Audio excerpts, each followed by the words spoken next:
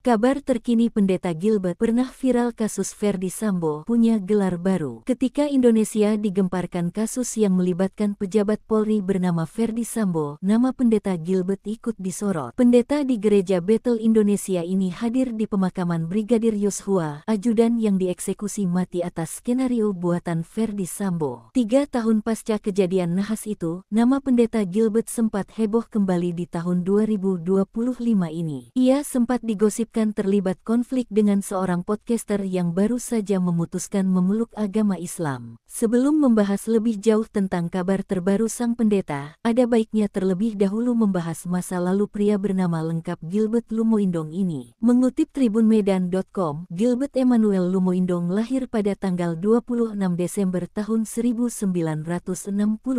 Informasi menyebutkan bahwa masa kecil Gilbert Emmanuel Lumoindong pernah mengidap suatu penyakit saraf otak. Pada tahun 2007, Gilbert memutuskan untuk bekerja sebagai seorang gembala jemaat dan berhasil memimpin lebih dari 8.000 yang tergabung dalam GBI Flow Fellowship Center. Tepat pada tanggal 16 Agustus tahun 2022, Brigadir Yosua telah 40 hari meninggal dunia usai ditembak mati di rumah dinas Ferdy Sambo di Jakarta Selatan pada tanggal 8 Juli tahun 2022 lalu. Gilbert menjadi pemuka agama yang memimpin doa di samping kuburan Brigadir Yosua Huta Barat. Bahkan, Rosti Simanjuntak meminta Gilbert mendoakan Putri Chandrawati agar mau berkata jujur. Kala itu, Pendeta Gilbert Lumoindong mendadak ikut campur dalam kasus Ferdy Sambo. Pendeta di Gereja Bethel Indonesia ini muncul menyerang Kamarudin Simanjuntak. Ia menilai Kamarudin sudah membuat gaduh dan membuat susah Ferdy Sambo yang tengah tertimpa masalah.